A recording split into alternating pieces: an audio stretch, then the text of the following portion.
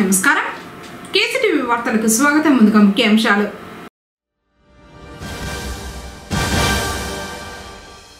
Railway శాఖ మంత్రి అశ్విని వైష్ణవ్ను కలిసిన ఎంపీలు.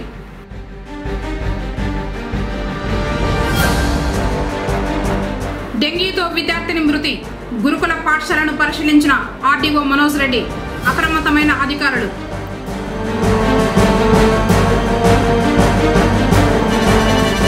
పూడికతీత పనులను పరిశీలించిన కమిషనర్ నరసింహప్రసాద్. వార్తలోని వివరాలు. కుప్పం నియోజకవర్గ పరిధిలోని గ్రానైట్ శిల్ప కళాకారుల జీవనోపాధిని పెంపొందించేందుకు చర్యలు తీసుకోవడం జరుగుతుందని జిల్లా జాయింట్ కలెక్టర్ శ్రీనివాసులు పేర్కొన్నారు.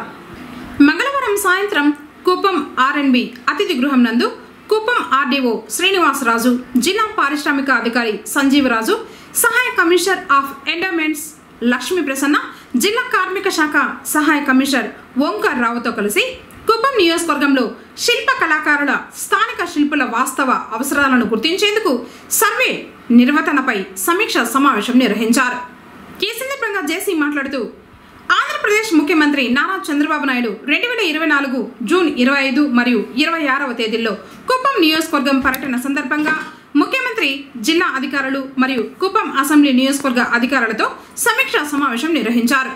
స్థానిక శిల్పులు రూపొందించిన గ్రానైట్ శిల్పాలను ప్రోత్సహించేందుకు, వారి జీవనోపాధిని పెంపొందించేందుకు గ్రానైట్ శిల్పాల తయారీ యూనిట్ను, ఎగ్జిబిషన్ కమ్ సేల్ పాయింట్ను ఒకే చోట ఏర్పాటు చేసేందుకు అనువైన భూమిని గుర్తించాలని ఈ సమావేశంలో ముఖ్యమంత్రి ఆదేశించి ఉన్నారని తెలిపారు. కుప్పం ప్రాంతంలో సుమారు 15 నుంచి 20 ఎకరాల భూమి గుర్తించాలని తహసీల్దార్లను ఆదేశించారు. ముడిసరుకు ఖరీదు, మార్కెటింగ్ సదుపాయాలు, నైపుణ్యం కలిగిన కార్మికులు, నీటి రవాణా సౌకర్యాలు, అప్రోచ్ రోడ్లు, అనువైన భూమిని పరిశీలించాలని అధికారులను ఆదేశించారు. గ్రానైట్ క్వారీలు మొదలైన వాటిని శిల్ప కళాకారులను 15 రోజుల్లో సర్వే చేసి నివేదిక సమర్పించాలని సంబంధించిన అధికారులకు ఆదేశించారు. గ్రానైట్ శిల్పాలను సమర్థవంతంగా ప్రోత్సహించేందుకు కేంద్ర రాష్ట్ర ప్రభుత్వాలు మౌలిక సౌకర్యాలు, ఆర్థిక సహాయం అందించగలదని తెలిపారు.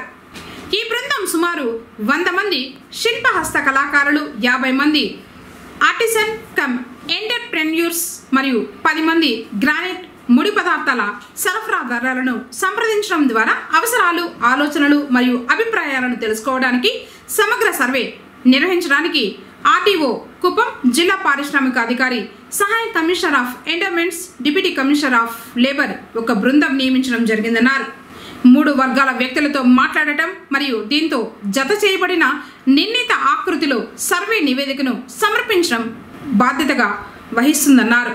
సమావేశంలో డాక్టర్ సురేష్, మాజీ ఎంపీపీ వెంకటేష్, జిల్లా పారిశ్రామిక అధికారి సంజీవరాజు, దేవాదాయ ధర్మాదాయ శాఖ సహాయ కమిషనర్ లక్ష్మీ ప్రసన్న, సుమన్ ప్రియ, కార్మిక శాఖ సహాయ కమిషనర్ ఓంకారావు, తహసీల్దార్ చిట్టిబాబు, కుప్పం, రామకుప్పం, శాంతిపురం, గుడిపల్లి మండలాల డీటీలు, సర్వేయర్లు, వీఆర్ఓలు, రాతి శిల్ప కళాకారులు తదితరులు పాల్గొన్నారు.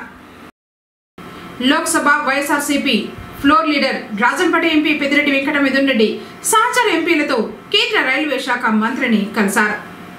పెద్దిరెడ్డి వెంకట మిథున్ రెడ్డి సహచర ఎంపీలు డాక్టర్ గురుమూర్తి, డాక్టర్ తనుజాలు సోమవారం సాయంత్రం రైల్వే శాఖ మంత్రి అశ్విన్ వైష్ణవ్ను కలిశారు. ఈ సమావేశంలో ప్రత్యేకంగా కడప, బెంగళూరు రైల్వే లైన్ పనులపై చర్చించారు. పీలేరు, పుంగనూరు, మదనపల్లి వంటి ప్రధాన పట్టణాలను కలుపుతూ ఈ లైన్ను ప్రతిపాదిస్తూ ఉన్నందున దాని ప్రాముఖ్యతను ఎంపీలు వివరించారు.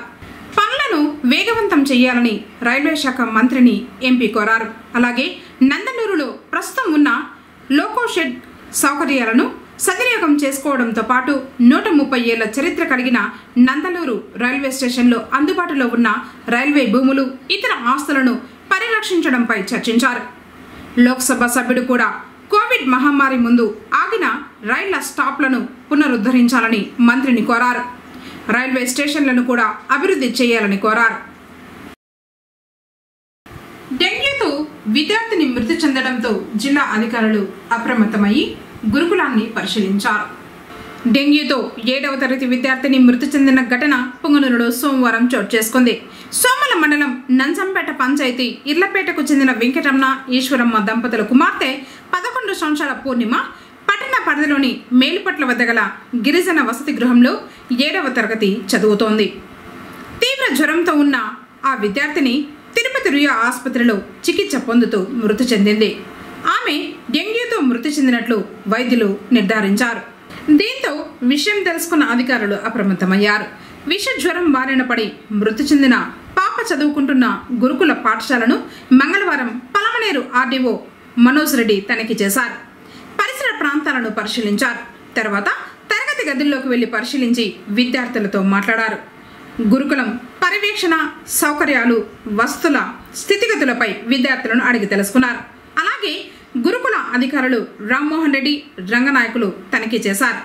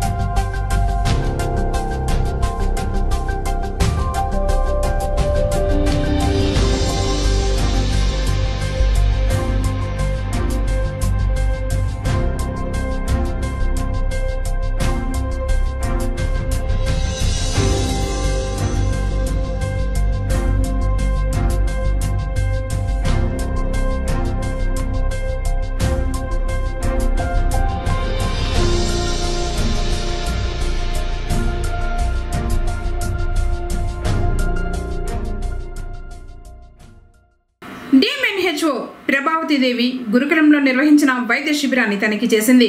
అనారోగ్యంగా ఉన్న విద్యార్థులను వైద్యులు పరీక్షించారు.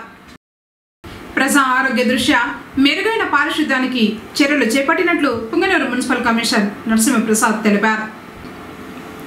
పట్టణ పరిధిలోని రాయల చెరువు రివర్లో జరుగుతున్న పూడికతీత పనులను మంగళవారం కమిషనర్ పరిశీలించారు. ఈ సందర్భంగా ఆయన మాట్లాడుతూ రానున్న రోజుల్లో వర్షాలు కురిసిన వరదలు వచ్చే అవకాశం లేకుండా పట్టణంలోని ప్రధాన కాలువల్లో పూడికను తీసేందుకు చర్యలు తీసుకుంటున్నట్లు చెప్పారు. పూడికతీత పనులకు ముఖ్యమంత్రి చంద్రబాబు నాయుడు పుంగనూరు పురపాలికకు 14 లక్షల రూపాయలు మంజూరు చేయడం జరిగిందన్నారు. కార్యక్రమంలో D Mahesh, AE Krishnakumar, sanitary inspector Venkata Subbayya, TDP, BJP నాయకులు సివి రెడ్డి, రాజారెడ్డి తదితరులు పాల్గొన్నారు.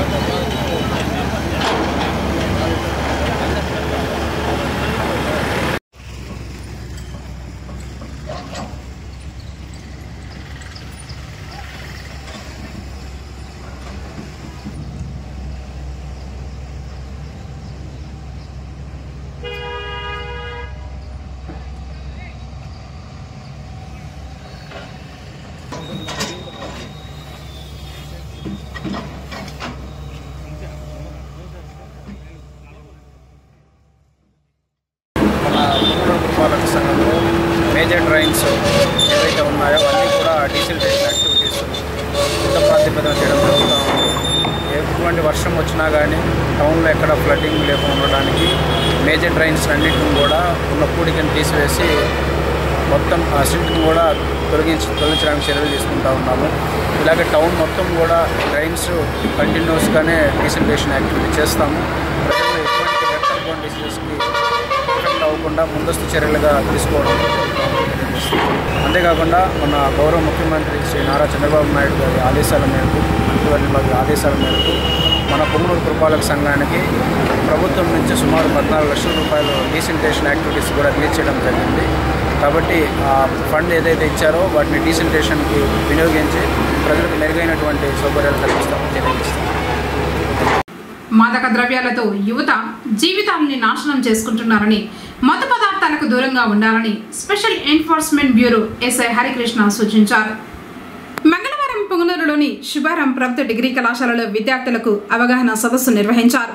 ఈ సందర్భంగా ఆయన మాట్లాడుతూ, మాదక ద్రవ్యాలకు అలవాటు పడిన యువకుల్లో కొందరు జైలు పాలవుతూ ఉండగా మరికొందరు ఆత్మహత్యలు చేసుకుంటున్నారన్నారు. విద్యార్థులు వాటి విషయంలో జాగ్రత్తగా ఉండాలని సూచించారు. ఎవరైనా వాటిని కలిగి ఉన్నట్లు తెలిస్తే తమకు సమాచారం ఇవ్వాలని కోరారు. అనంతరం యువత మత్తు పదార్థాలకు బానిసలు కాకుండా తీసుకోవాల్సిన జాగ్రత్తల గురించి కళాశాల ప్రిన్సిపల్ రాజశేఖర్ వివరించారు. కార్యక్రమంలో సబ్ హెడ్ కానిస్టేబుల్ సుబ్రహ్మణ్యం, అధ్యాపకులు రాజశేఖర్, శ్రీనివాస్, అనిల్ కుమార్ తదితరులు పాల్గొన్నారు. విద్యారంగంలో ఉన్న సమస్యలను పరిష్కరించాలని ఏఐఎస్ఎఫ్ రాష్ట్ర ఉపాధ్యక్షులు బండి చలపతి డిమాండ్ చేశారు. మంగళవారం జిల్లా కలెక్టరేట్ ముందు ధర్నా చేపట్టారు. ఈ సందర్భంగా ఆయన మాట్లాడుతూ, సంక్షేమ హాస్టళ్ల విద్యార్థుల సమస్యలు పరిష్కారం చేసి పెండింగ్ లో ఉన్న మెస్ కాస్మెటిక్ పిల్లల్ని విడుదల చేసి ప్రభుత్వ జూనియర్ కాలేజీలో మధ్యాహ్న భోజన పథకం అమలు చేయాలని డిమాండ్ చేశారు. కార్యక్రమంలో ప్రవీణ్, మున్నా, ప్రేమ్, సమీర్, బాలాజీ, సునీల్ తదితరులు పాల్గొన్నారు. పొంగనూరు పట్టణంలోని నారాయణ ఇంగ్లీష్ మీడియం స్కూల్ నందు మొక్కల్ని నాటే కార్యక్రమం జరిగింది. ఇందులో భాగంగా ప్రిన్సిపల్ పవన్ కుమార్ చెట్ల యొక్క ప్రాముఖ్యతను, దాని ఉపయోగాలను తెలియజేస్తూ విద్యార్థులు వివిధ రకాల పూల మొక్కల్ని తీసుకుని ప్లకార్డ్స్ ద్వారా ర్యాలీ నిర్వహిస్తూ నినాదాలు చేస్తూ ప్రజలందరికీ చెట్ల యొక్క విశిష్టతను తెలియజేశారు. తర్వాత ఆ పూల మొక్కల్ని పాఠశాల ఆవరణంలో నాటించడం జరిగింది. కార్యక్రమానికి AGM Ravindra Phanikumar, RI Prasad, principal Pavan Kumar, AD Siva, AO Vamsikrishna, soft skills రూప, ఉపాధ్యాయ బృందం, విద్యార్థులు పాల్గొన్నారు. ఇప్పుడు కాసేపు ప్రకటనలు. శ్రీ వెంకటేశ్వర మహల్ థియేటర్ వారి Shri Venkateswara gold palace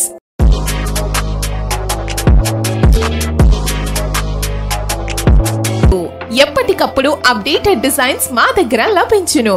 916 hallmark polki jewellery, antique jewellery, less weight collections, Italian rose gold jewellery, అలాగే బాంబే యాంటిక్స్, అన్ని రకములు మీకు తొందరగా నచ్చే విధంగా సెలెక్షన్స్ ఉంటాయి.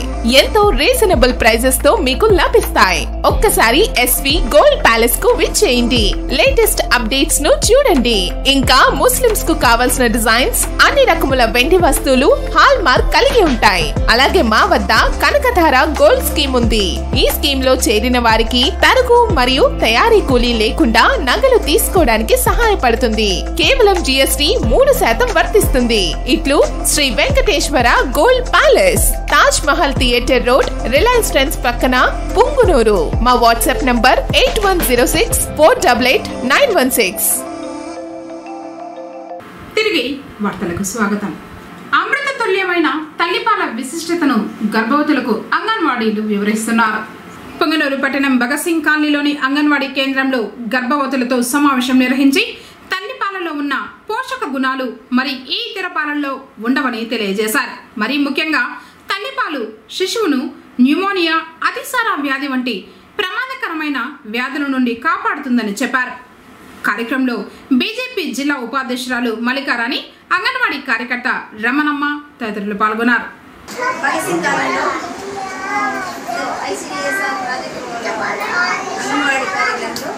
తల్లిపాల వారోత్సవాలు నిర్వహించడం. ఈ తల్లిపాల ప్రాముఖ్యత గురించి మనం ఈ 2 మాటలు నేను చెప్తాను.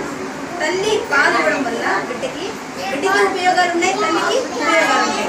అందువల్ల ప్రతి ఒక్కరు కూడా బిడ్డ పుట్టిన అర్ధగంట నుంచినే పాలు మురుపాలు పట్టాలని చెప్పేసి మన డాక్టర్లంతా చెప్తున్నారు. ఈ యొక్క కార్యక్రమంలో ప్రతి ఒక్కరు కూడా, మీ తల్లులంతా కూడా పుట్టిన ఒక అర్ధగంట లోపల తల్లి పాలు మురిపాలు పట్టించండి. బిడ్డకు ఈ పాల వలన వ్యాధి నిరోధక శక్తి బిడ్డలకు వస్తుంది. పిల్లలు బాగా ఎదగడానికి ఉపయోగం ఉంటుంది. తల్లి తొందరగా గర్భ సంచి యథాశక్తికి వస్తుంది. తర్వాత తొందరగా గర్భం రాకుండా ఉంటుంది. వాళ్ళకి మంచి ఆరోగ్యం ఉంటుంది. పిల్లలు తల్లిపాలు తాగడం వల్ల ఈ యొక్క పళ్ళు గట్టితనం వస్తుంది, దవడలు గట్టితనం వస్తుంది, మంచి ఎదుగుదల, ఆరోగ్యం బాగుంటుంది. కాబట్టి ప్రతి ఒక్కరు కూడా గర్భం ధరించిన ప్రతి ఒక్కరు, పిల్లల వాళ్ళు అందరూ కూడా తల్లి యొక్క మురిపాలను పట్టించాలి. అందువల్ల ఈ యొక్క కార్యక్రమంలో నేను కొన్ని విషయాలు తెలియజేయాలని చెప్తున్నాను. తిరుమలలో పట్టణంలోని లడ్డూ కాంప్లెక్స్ ను మంగళవారం సంబంధిత అధికారులతో కలిసి టీటీడీ అదనపు ఈవో సిహెచ్ వెంకయ్య చౌదరి పరిశీలించారు. పోర్టు పేష్కార్ శ్రీనివాసులతో పాటు అడిషనల్ ఈవో లడ్డూ కాంప్లెక్స్ ను సందర్శించి దర్శనం టికెట్లపై కౌంటర్లలో లడ్డూలు జారీ చేసే విధానాన్ని పరిశీలించారు. అనంతరం లడ్డూ ప్రసాదాల తయారీకి సంబంధించిన ముడి సరుకుల నిల్వ ఉన్న ఉగ్రాణం కూడా పరిశీలించారు. కార్యక్రమంలో విజిఓ నందకిషోర్ ఇతర అధికారులు పాల్గొన్నారు.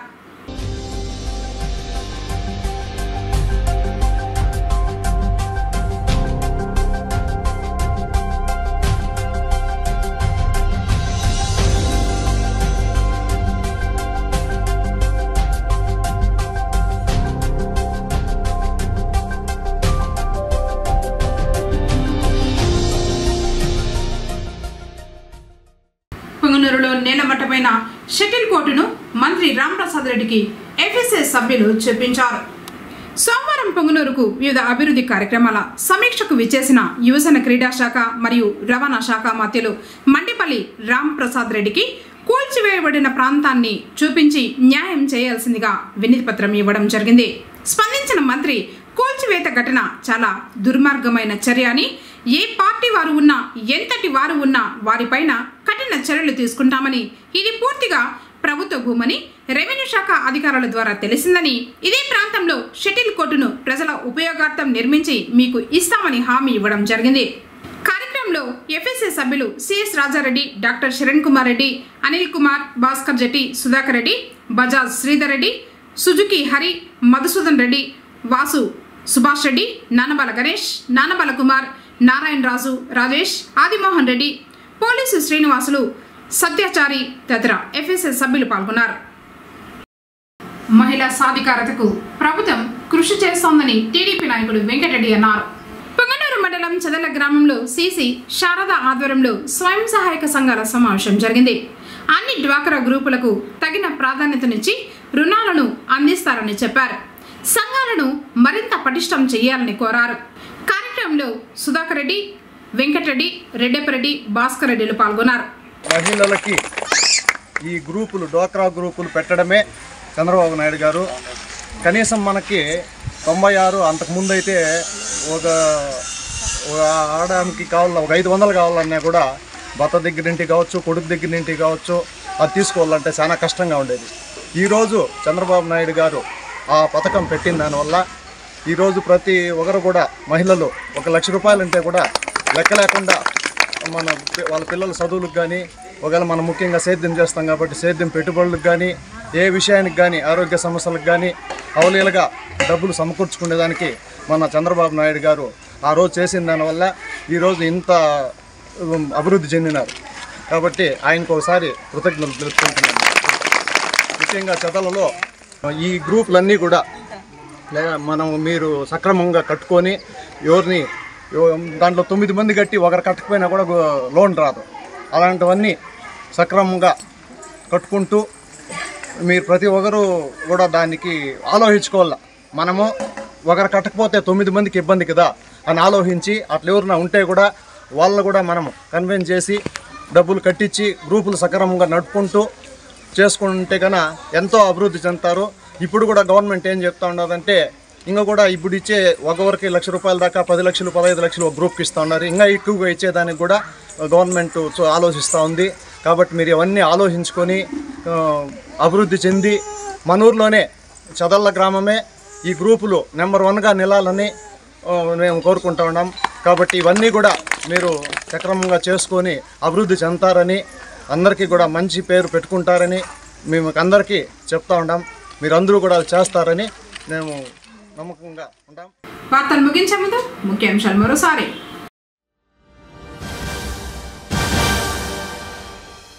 రైల్వే శాఖ మంత్రి అశ్విని వైష్ణవ్ను కలిసిన ఎంపీలు.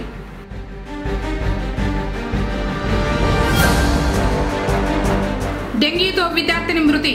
గురుకుల పాఠశాలను పరిశీలించిన ఆర్డీఓ మనోజ్ రెడ్డి. అప్రమత్తమైన అధికారులు.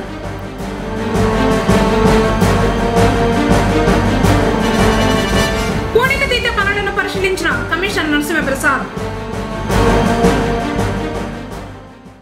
తిరిగి కేసీటీవీ వార్తలతో మళ్ళీ కలుసుకుందాం. అందరికీ నమస్కారం.